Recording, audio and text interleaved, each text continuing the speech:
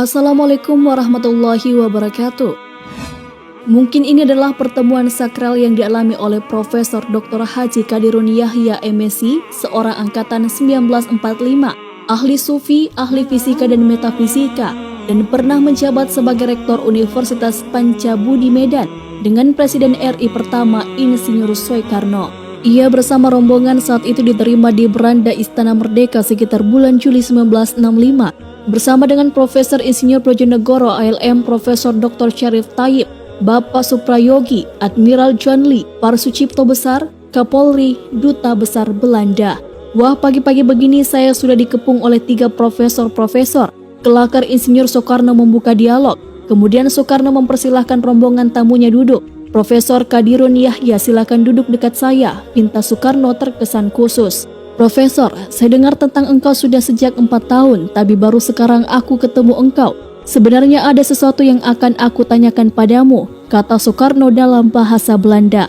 Ya, tentang apa itu Bapak Presiden? Tentang sesuatu hal yang sudah kira-kira 10 tahun. Saya cari-cari jawabannya tapi belum ketemu yang memuaskan. Saya sudah bertanya pada semua ulama dan para intelektual yang saya anggap tahu, tetapi semua jawabannya tetap belum memuaskan saya. Lantas soal apa, Bapak Presiden? Saya bertanya terlebih dahulu tentang yang lain. Sebelum saya majukan pertanyaan yang sebenarnya, jawab Presiden Soekarno. Baik Presiden, kata Profesor Qadirun Yahya. Manakah yang lebih tinggi, Presiden atau Jenderal atau Profesor dibandingkan dengan sorga? Tanya Presiden. Sorga, jawab Profesor Qadirun Yahya.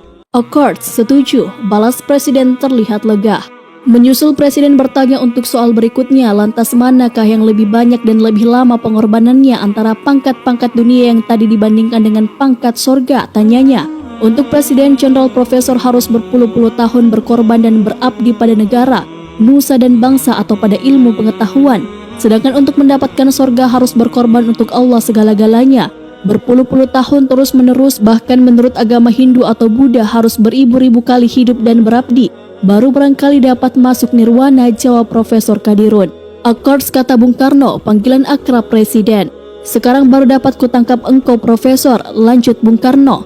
Tampak mukanya cerah berseri dan kelihatannya Bung Karno belum ingin cepat-cepat masuk ke pokok masalah. Saya cerita sedikit dulu, kata Bung Karno. Silakan Bapak Presiden. Saya telah melihat teman-teman saya meninggal dunia lebih dahulu dari saya dan hampir semuanya matinya jelek karena banyak dosa rupanya. Saya pun banyak dosa dan saya takut mati jelek. Maka saya selidiki Al-Quran dan Al-Hadis bagaimana caranya supaya dengan mudah hapus dosa saya dan dapat ampunan dan bisa mati tersenyum. Lantas saya ketemu dengan satu hadis yang bagi saya berharga. Bunyinya kira-kira seperti berikut. Rasulullah SAW berkata, seorang wanita penuh dosa berjalan di padang pasir, bertemu dengan seekor anjing dan kehausan. Wanita tadi mengambil gayung yang berisikan air dan memberi minum anjing yang kehausan itu.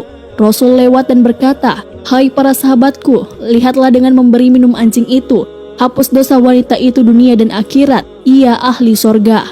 Nah Profesor, tadi engkau katakan bahwa untuk mendapatkan sorga harus berkorban segala-galanya.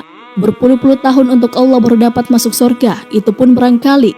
Sementara sekarang seorang wanita yang berdosa dengan sedikit saja jasa, itu pun pada seekor anjing pula, dihapuskan Tuhan dosanya dan ia ahli sorga. How do you explain it, Profesor? Tanya Bung Karno lanjut. Profesor Qadirun Yahya terlihat tidak langsung menjawab. Ia hening sejenak lantas berdiri dan meminta kertas. Presiden, tadi Bapak katakan dalam 10 tahun tak ketemu jawabannya. Coba kita lihat. Mudah-mudahan dengan bantuan Allah dalam 2 menit saja akan memberikan jawaban dan memuaskan. Keduanya adalah sama-sama eksakta. Bung Karno adalah seorang insinyur dan Profesor Qadirun Yahya adalah ahli kimia atau fisika. Di atas kertas Profesor Qadirun mulai menuliskan penjelasannya. 10/10 sama dengan 1, ya kata Presiden. 10/100 sama dengan 1/10, ya kata Presiden. 10/1000 sama dengan 1/100, ya kata Presiden. 10/10.000 sama dengan 1/1000, ya kata Presiden. 10 per tak terhingga sama dengan 0, ya kata Presiden. 1 juta per tak terhingga sama dengan 0, ya kata Presiden. Berapa saja tambah apa saja per tak terhingga sama dengan 0, ya kata Presiden. Dosa per tak terhingga sama dengan 0, ya kata Presiden. Nah lanjut Prof, 1 kali tak terhingga sama dengan tak terhingga, ya kata Presiden. 1/2 kali tak terhingga sama dengan tak terhingga. 1 zarah kali tak terhingga sama dengan tak terhingga, ya kata Presiden. Ini artinya sang wanita walaupun hanya satu zara jasanya bahkan terhadap seekor anjing sekalipun mengkaitkan menggandengkan gerakannya dengan yang maha akbar, mengikut sertakan yang maha besar dalam gerakan-gerakannya, maka hasil gerakannya itu menghasilkan ibadah yang begitu besar, yang langsung dihadapkan pada dosa-dosanya, yang pada saat itu juga hancur berkeping-keping, ditorpedo oleh pahala yang maha besar itu. Satu zara kali tak terhingga sama dengan tak terhingga, dan dosa per tak terhingga sama dengan 0. Itulah dia jawabannya Presiden, jawab Profesor. Bung Karno diam sejenak. Hebat, katanya kemudian, dan Bung Karno terlihat semakin penasaran. Masih ada lagi pertanyaan yang ia ajukan, bagaimana agar dapat hubungan dengan Tuhan, katanya. Profesor Qadirun Yahya pun lanjut menjawabnya. Dengan mendapatkan frekuensinya, tanpa mendapatkan frekuensinya tak mungkin ada kontak dengan Tuhan. Lihat saja, walaupun 1 mm jaraknya dari sebuah sender radio, kita letakkan radio dengan frekuensi yang tidak sama, maka radio kita itu tidak akan mengeluarkan suara dari sender tersebut. Begitu juga dengan Tuhan, walaupun Tuhan berada lebih dekat dari kedua urat leher kita, tak mungkin ada kontak jika frekuensinya tidak kita dapati.